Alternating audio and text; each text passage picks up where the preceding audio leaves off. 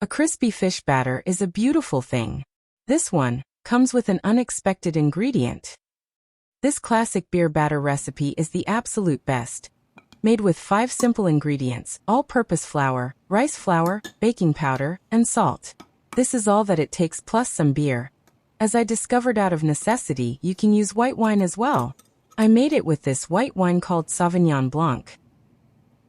Once you mix the very cold wine with the rest of the ingredients, you should obtain a batter that leaves a thick coating on the back of the spoon.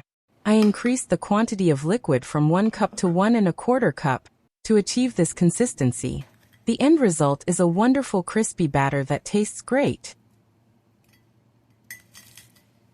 This piece of fish has been reheated after being in the fridge and is still crispy.